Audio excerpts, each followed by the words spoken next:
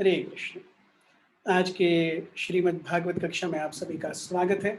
हम श्रीमद् भागवत के चतुर्थ स्कंद के 13वें अध्याय से आज चर्चा करना शुरू करेंगे। 13वें अध्याय का शीर्षक है description of the descendants of Dhruv Maharaj. Dhruv Maharaj के जो वंशावली है उसका वर्णन आज से हम सुनेंगे। पिछले कुछ अध्यायों में हमने ध्रुव महाराज की पूरी कथा, जहाँ पे ध्रुव महाराज किस प्रकार से अपनी सौतेली माँ सुरुचि द्वारा प्रताड़ित हुए, किस प्रकार से उनकी माँ सुनीति ने उन्हें भगवत धाम जाने के लिए, भगवान की सेवा करने के लिए, अपने इच्छा की पूर्ति के लिए भगवान को प्रसन्न करने का मार्ग बताया। ध्रुव महाराज ने किस प्रकार से 6 महीने में भगवान का दर्शन प्राप्त किया। उसके बाद में जब वो आए, उसके बाद 36,000 साल तक उन्होंने किस प्रकार संपूर्ण ब्रह्मांड पर राज्य किया, ये सारी कथाएं हमने बहुत विस्तृत रूप से चर्चा की। ध्रुव महाराज किस प्रकार सदेह वैकुंठ गए, मृत्यु के सर पर अपने पैर रख करके वो वैकुंठ के लिए जाने वाले विमान में बैठे, ये सारी चीजें हमने देखी। और ये कथा आगे बढ़ती है अब विथ क्वेश्चंस ऑफ मैत्रेय मुनि और विदुर जी कि अरे विदुर जी, हमने देखा कि मैत्रेय मुनि ने कहा कि ध्रुव महाराज की इतनी सुंदर कथा कि स्वयं नारद मुनि जाकर के इस कथा का वर्णन प्रचेताओं के बीच में किए। तो विदुर जी ये कौतूहल में आते हैं कि ये प्रचेता कौन है, अब तक तो हमने कुछ सुना ही नहीं। तो प्रचेता कौन है, इस सवाल से इस अध्याय की शुरुआत होती है और हम आगे देखेंगे ये अध्याय कैसे बढ़ता है। ओम ज्ञानतिमिरन्धस्य ज्ञानाञ्जनशलाकया चक्षुरुन्मिलितं येन तस्मै श्रीगुरवे नमः। श्रीचैतन्यमनोभीष्टं स्थापितं येन भूतले स्वयं रूपः कदा मह्यं ददाति स्वपदान्तिकम्। वन्देऽहं श्रीगुरुः श्रीयुतापदकमलं श्रीगुरुन् वैष्णवांश्च श्रीरूपं साग्रजातं सहगण रघुनाथान्वितं तं सजीवं साद्वैतं सावधूतं परिजनसहितं कृष्णचैतन्यदेवं श्रीराधा कृष्णपादान् सहगण ललिता श्रीविशाखान्वितांश्च। हे कृष्ण करुणा सिंधु दीनबंधु जगतपते गोपेश गोपिका कांत राधा कांत नमोस्तुते। तप्त कांचन गौरांगी राधे वृंदावनेश्वरी वृषभानुसुते देवी प्रणमामि हरिप्रिय। जय श्री कृष्ण चैतन्य प्रभु नित्यानंद श्री अद्वैत गदाधर श्रीवास आदि गौर भक्तवृंद। हरे कृष्ण कृष्ण कृष्ण हरे हरे, हरे राम राम राम हरे हरे। श्रीमद्भागवत स्कंद 4 अध्याय 13 description of the descendants of Dhruv Maharaj. श्लोक क्रमांक 1। सूत उवाच निशम्य कौशारविणोपवर्णितं ध्रुवस्य वैकुण्ठपदाधिरोहणं प्ररूढ़ भावो भगवत्यधोक्षजे प्रष्टुम पुनस्तं विदुरः प्रचक्रमे। Suta Goswami, continuing to speak to all the rishis headed by Shaunaka, said, after hearing Maitreya Rishi describe Dhruva Maharaj ascent to Lord Vishnu's abode, Vidura became very much enlightened in devotional emotion, and he inquired from Maitreya as follows. तो जब ध्रुव महाराज के सदेह वैकुंठ गमन के बारे में और उनके सुंदर चरित्र के बारे में विदुर जी ने सुना, तो विदुर जी स्वाभाविक रूप से उसके बारे में सुनने के लिए और ज्यादा आकर्षित हो गए। सो वी सी, हर एक व्यक्ति के लिए एक आइडियल होता है। जो व्यक्ति जिस प्रकार का है, उसे उसी प्रकार के व्यक्तियों का संग, उसके बारे में सुनना अच्छा लगता है। जैसा संग वैसा रंग। हम जानते हैं कि अगर हम हाँ देखिए, कोई भी परिस्थिति, व्यक्तियों का संग या किसी जगह स्थान विशेष का महत्व इतना है, हम देखते हैं हम कभी भी मंदिर में आके विस्की और क्लब सोडा की बात नहीं करते, या कोई अगर व्यक्ति बार और रेस्टोरेंट में जा रहा है तो वहां जाके वो भजन कीर्तन नहीं सुनता। सो जगह का भी एक अपना महत्व होता है। उसी प्रकार से हर एक व्यक्ति जिस चेतना में वो है, उसी प्रकार के व्यक्तियों के बारे में सुनना वो पसंद करता है। इसीलिए 18 पुराणों में 6 पुराण सत्वगुणी व्यक्तियों के लिए है, 6 पुराण रजोगुणी व्यक्तियों के लिए है और 6 पुराण तमोगुणी व्यक्तियों के लिए लिखे गए हैं। So what will appeal to whom? The way my consciousness is what will appeal to me. This is a very easy and sure short way to understand our own barometer in Krishna consciousness.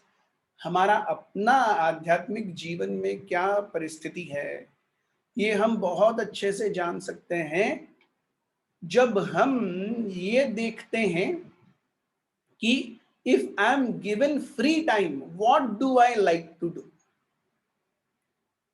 अगर मेरे पास समय है, free समय, और मुझे कोई नहीं देखने वाला, तो मैं उसका उपयोग कैसे करता हूं? This is a very simple सबसे आसान तरीका कि उस समय मेरे पास क्या मन में आता है। तो अगर वहां पर भगवान, सेवा, हरि कथा, हरि नाम, जपा, एक्स्ट्रा, ये सब चीजें अगर दिमाग में आती हैं तो इसका मतलब हम सही में भक्ति में प्रगति कर रहे हैं।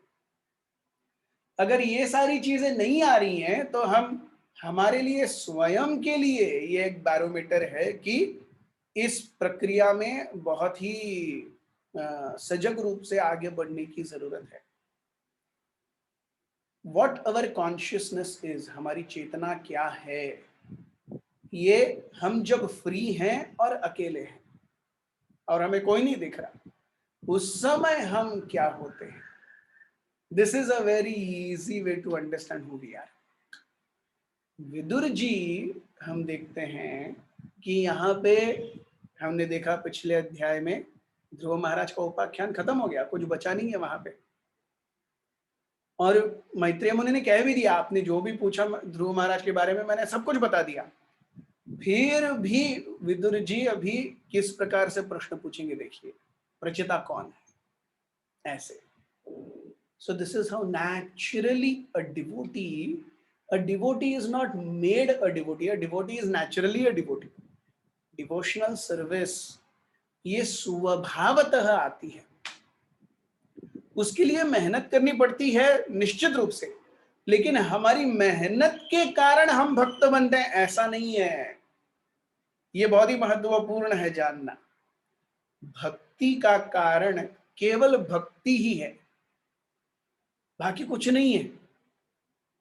सो हम जो चीजें करते हैं, हम जब जपा करते हैं, हम श्रवण करते हैं, कीर्तन करते हैं, हम प्रसाद भक्षण करते हैं, हम प्रार्थनाएं करते हैं, ये हम भक्ति देवी को हमारे हृदय में आने के लिए प्रार्थना करते हैं।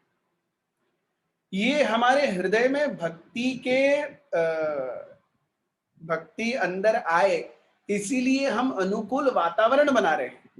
लेकिन ऐसा कभी किसी भक्त को नहीं समझना चाहिए कि मैंने इतने समय तक इतने माला की, इतने समय तक प्रसाद भक्षण किया, इतने समय तक हरि कथा हरि कीर्तन सुना, इसलिए मैं भक्त बना।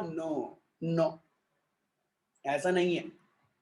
ओनली भक्ति इज द कॉज ऑफ भक्ति, and only a devotee and a devotee's mercy can give us access to that bhakti.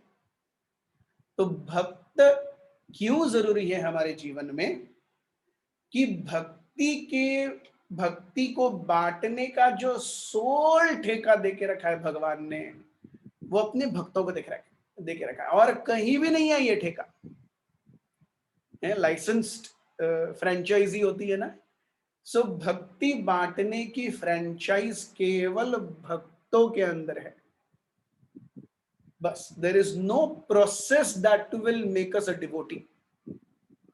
All the processes that we follow are only a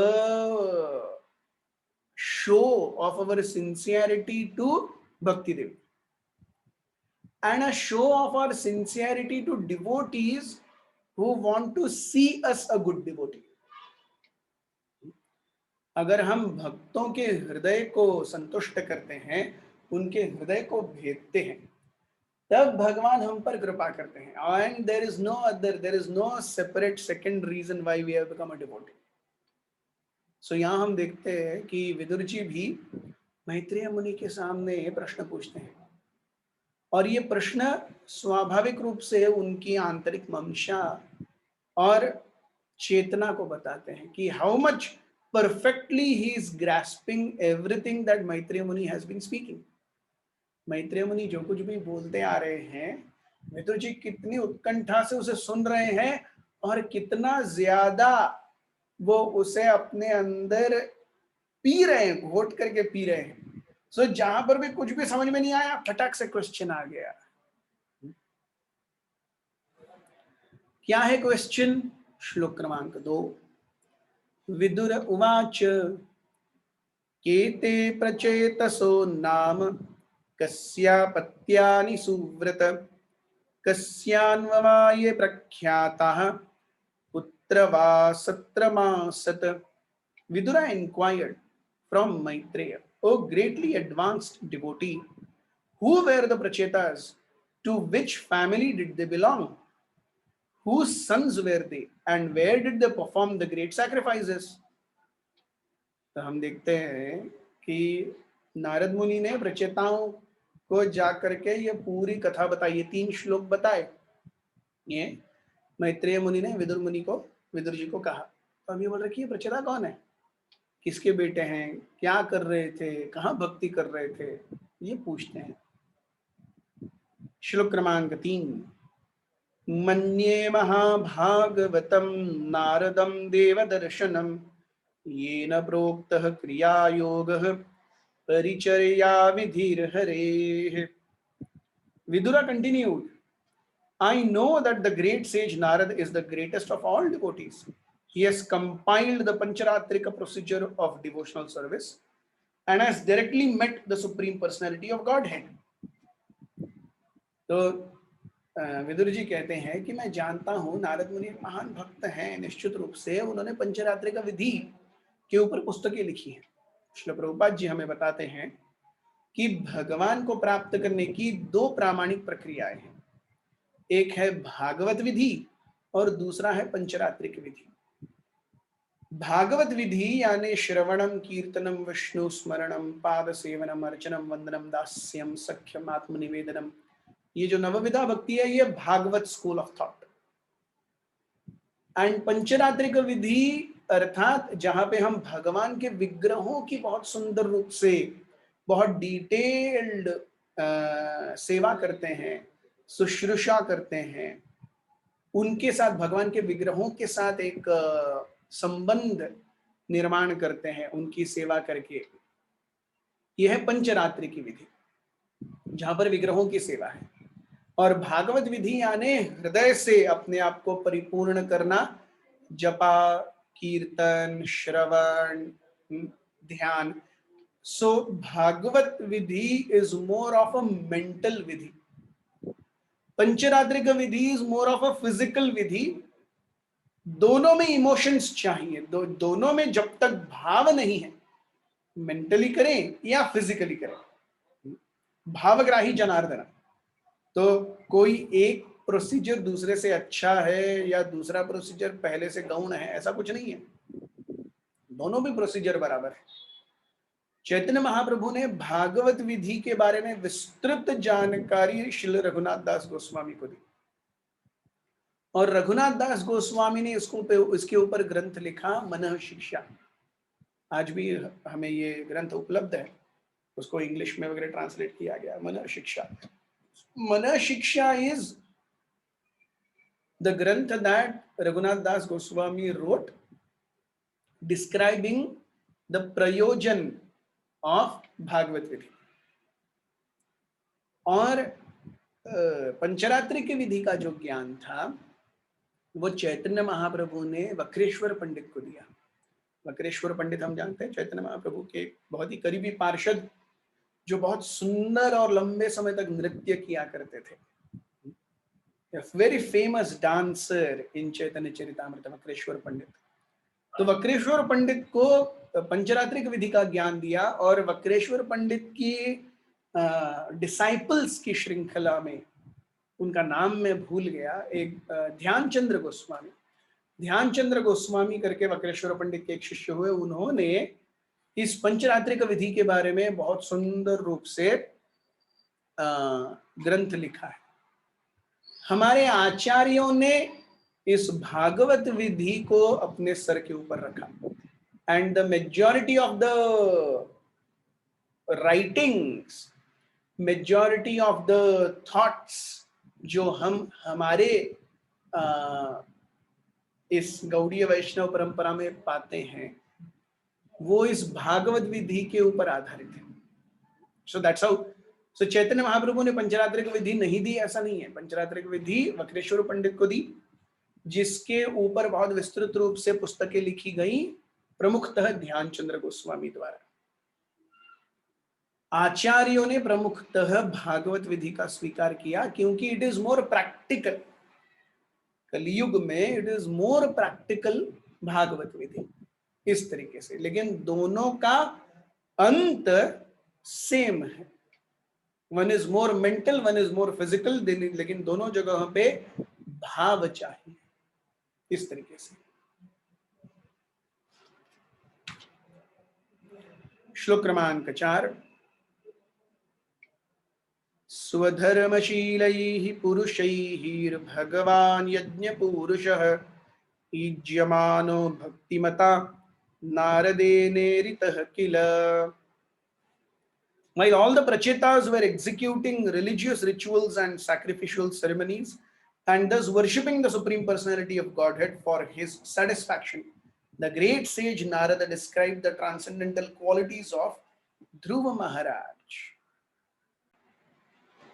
तो यहाँ मैत्रेय मुनि बताते हैं कि जब प्रचेता भगवान को प्रसन्न करने के लिए तपस्या कर रहे थे, तब नारद मुनि जा करके ध्रुव महाराज के सुंदर गुणों का वर्णन किए। श्लोक क्रमांक 5। यास्ता देवर्षिणा तत्र वर्णिता भागवत कथा मह्यं शुश्रूषवे ब्रह्मन् कार्त्स्न्येना चष्टुमर्हसि। My dear Brahmana, how did Narad Muni glorify the Supreme Personality of Godhead? And what pastimes were described in that meeting? I am very eager to hear of them. Kindly explain fully about that glorification of the Lord. So हम देखते हैं, a devotee is never satisfied of hearing about the Supreme Personality of Godhead. Practically पूरा third canto Vidur और मैत्रेय संवाद ही चल रहा है।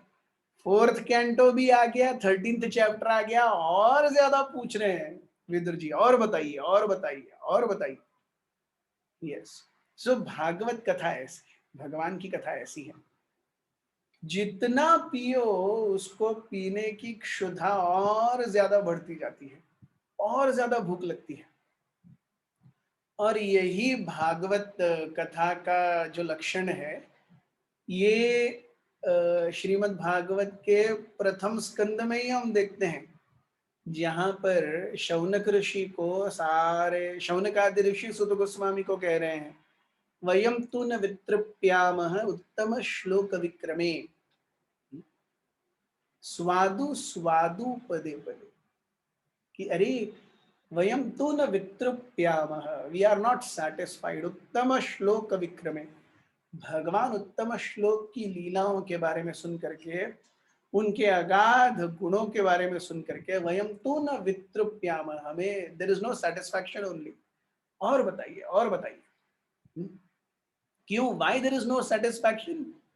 कि जितना ज्यादा हम सुनेंगे उतना ज्यादा वो रसपूर्ण होता जाता है। ये आध्यात्मिक और भौतिक जगत के रसों के बीच में अंतर है। आध्यात्मिक रूप से या भौतिक रूप से कुछ भी, anything and everything, all the pleasures have their beginning and end. The greatest of the pleasures and the greatest of miseries. सभी का भौतिक अस्तित्व में एक आदि है और एक अंत है। न सुख परमानेंट है, न दुख परमानेंट है। आध्यात्मिक जीवन में आध्यात्मिक रस जो है वो उसका कोई अंत ही नहीं है। सो इसीलिए स्वादु स्वादु पदे पदे, हर एक पग में स्वाद आता है। और कैसा स्वाद है ये? न भूतो न भविष्यति स्वाद है। इस स्वाद की कल्पना हम किसी जड़ वस्तु से नहीं कर सकते।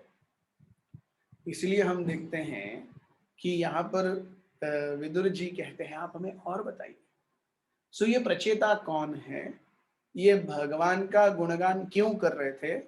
उन्होंने भगवान को प्रसन्न किया तो कैसे किया? नारद मुनि वहां पे क्यों पहुंचे? वहां पे क्या हुआ था? नारद मुनि ने जब ध्रुव महाराज का गुणगान किया तो प्रचेताओं ने क्या कहा? कृपया सब कुछ बताइए। So here we see eagerness of audience. श्रोताओं की जो आंतरिक उत्कंठा, जब तक श्रोता उत्कंठित नहीं है तब तक ये मैसेज अच्छे से कन्वे नहीं होगा। It is like a pump. हम देखते हैं कई बार पंप में मोटर, सॉरी, एयर गैप पकड़ लेते हैं, जानते हैं, मोटर घूमती है, नीचे पानी है लेकिन बीच में एयर पकड़ लिया तो पंप खींच ही नहीं पाता। उसी प्रकार से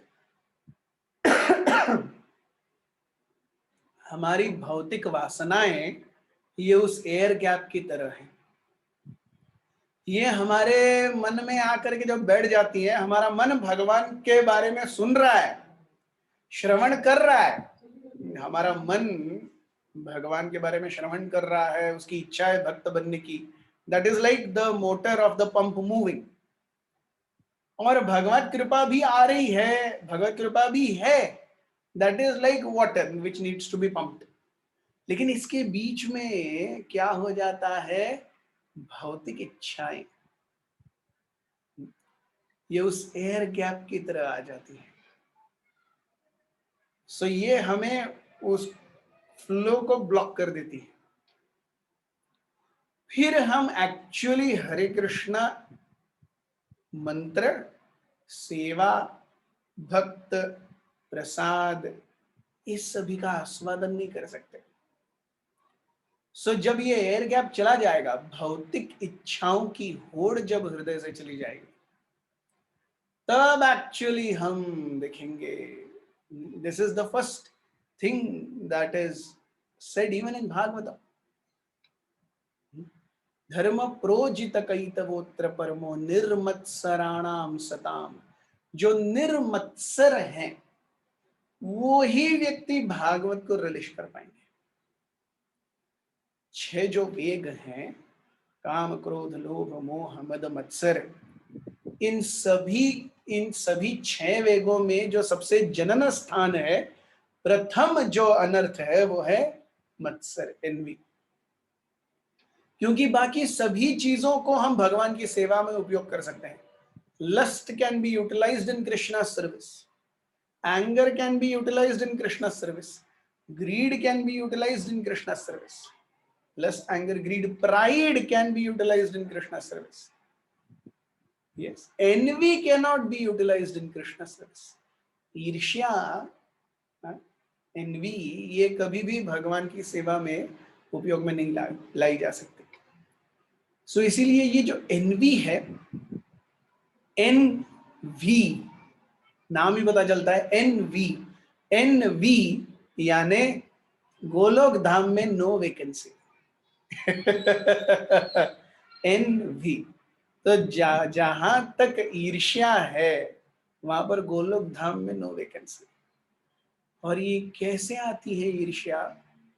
ये ईर्ष्या कई बार देखिए, माया बहुत ही चालू है।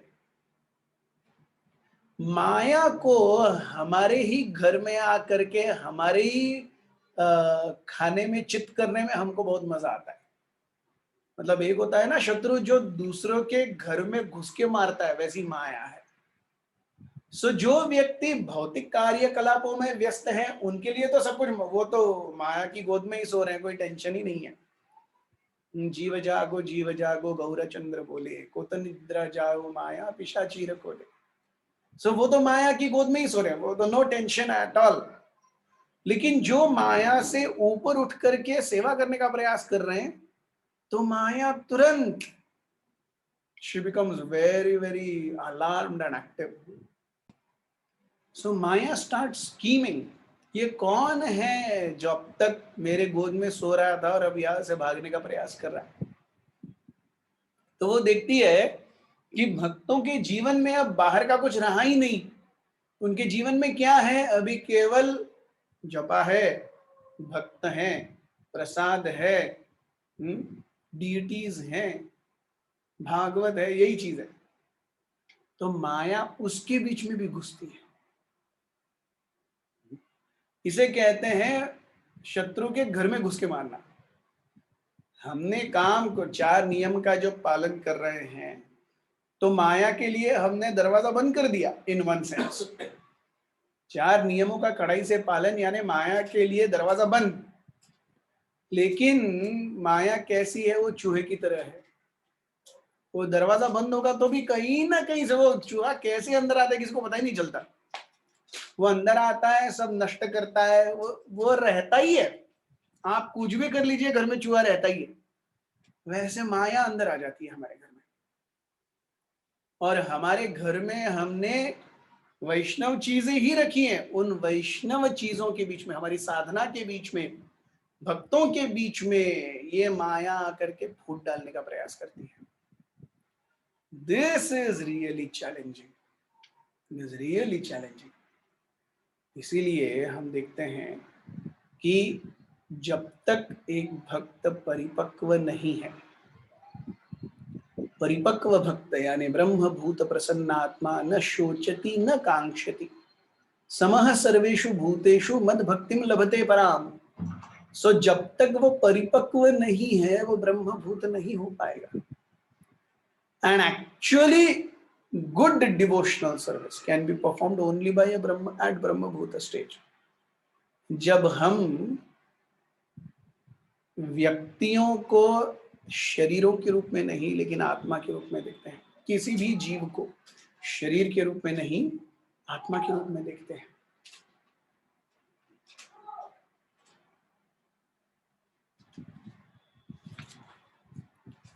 श्लोक क्रमांक 6।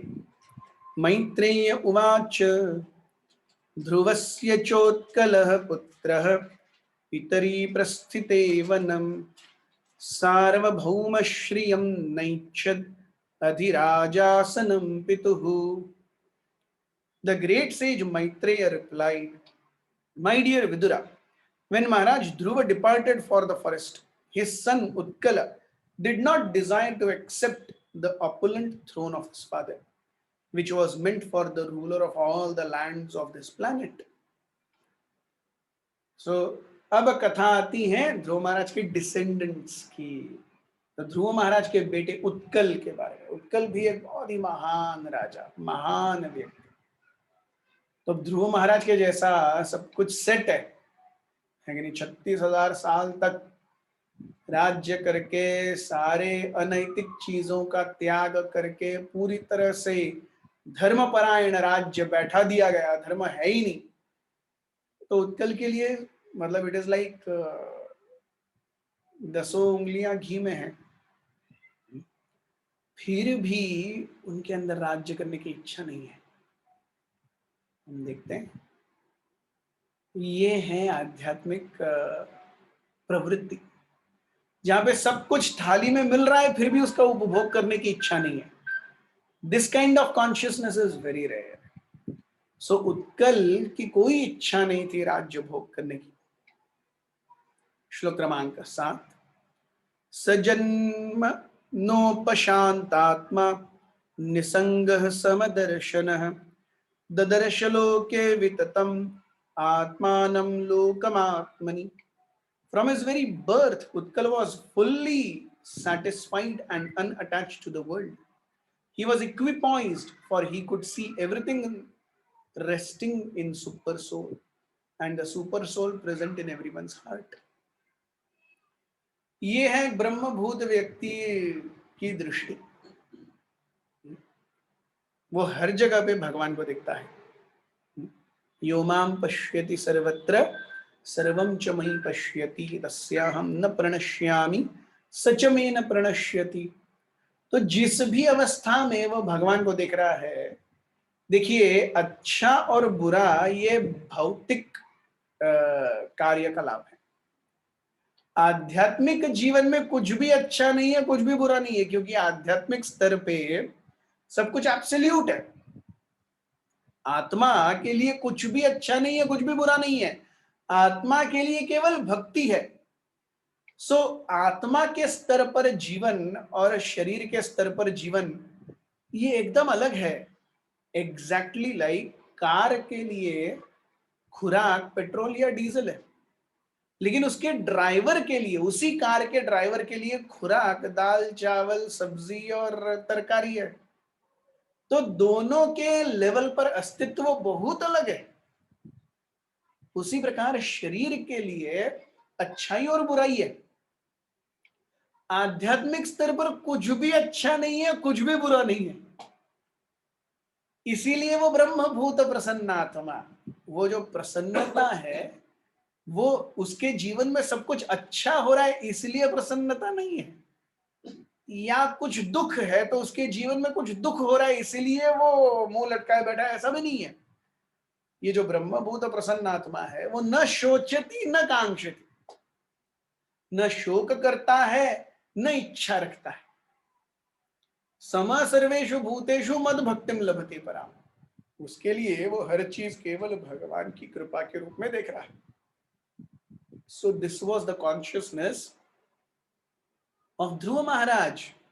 ध्रुव महाराज की ये चेतना है, उनके बेटे उत्कल की भी ये चेतना है. हम देखते हैं स्वभावतः अगर पिता माता भक्त हैं तो बहुत ही स्वभावतः चांस है कि आने वाला जीव भी एक अच्छा भक्त बनेगा. It is very natural. क्योंकि हम देखते हैं जब एक माता पिता एकत्रित आते हैं और उससे जो नई संतान आती है वो केवल शरीर ही नहीं, वो उस माता पिता के अंदरूनी मेंटल सेटअप को भी लेकर के आती है. संतान हम देखते हैं कि कई बार संतान माता पिता के हूबहू नक्शे कदम पर चलते हैं. It is very natural. बहुत विरला है कि संतान माता पिता के नक्शे कदम पर नहीं चलते, फिजिकली भी और मेंटली भी. It is very natural.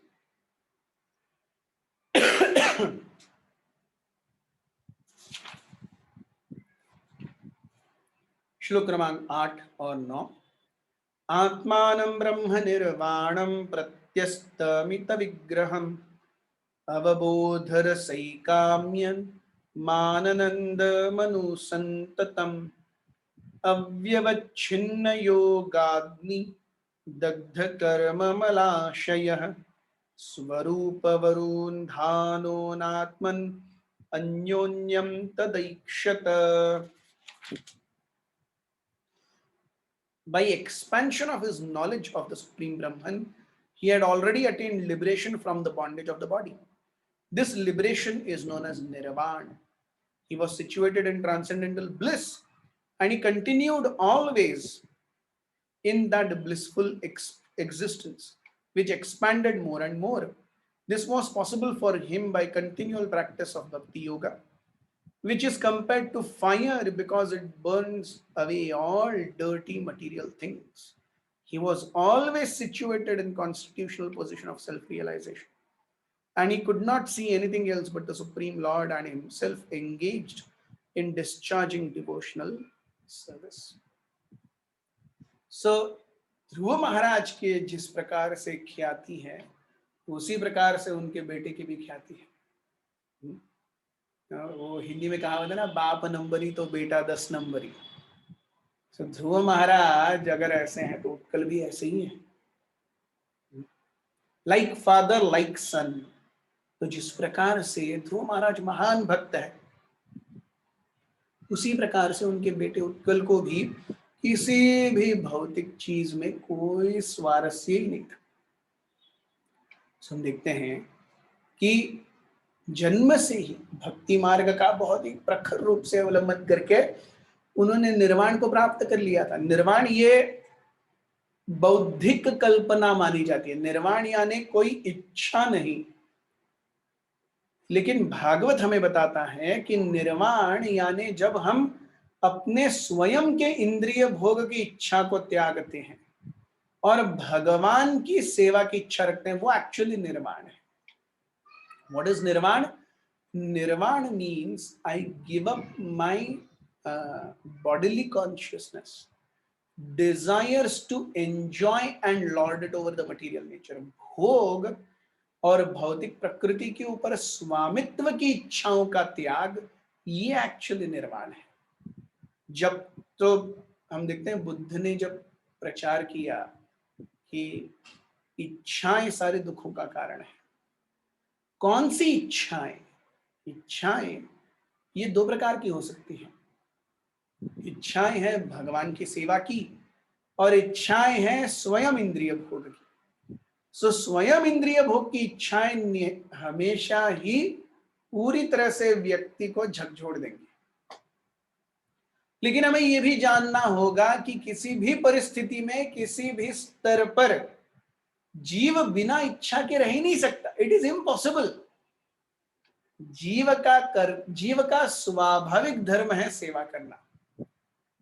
वो अगर भगवान की सेवा नहीं करेगा तो वो स्वयं की सेवा करेगा, और ये स्वयं की सेवा की इच्छा से विमुक्त होना, यही निर्वाण कहलाता है। सो अगर हम कहीं समझते हैं कि कब तक मैं और मेरा को त्याग नहीं दिया जा सकता, the concept of I and mind can never be completely given up unless the concept of Krishna service comes in। जब तक भगवान की सेवा की इच्छा नहीं आएगी, तब तक अहम और मम और उसके आधार पर जो भोग की प्रवृत्ति है वो कभी नहीं जाएगी।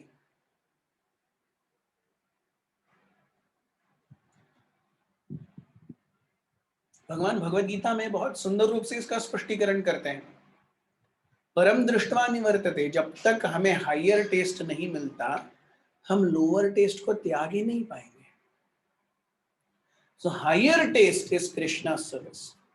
इफ आई सिंपली से हो मेरे पास करेला है, मैं करेला नहीं खाऊंगा, मैं करेला नहीं खाऊंगा, मैं करेला नहीं खाऊंगा। अरे करेला नहीं खाओगे तो खाओगे क्या?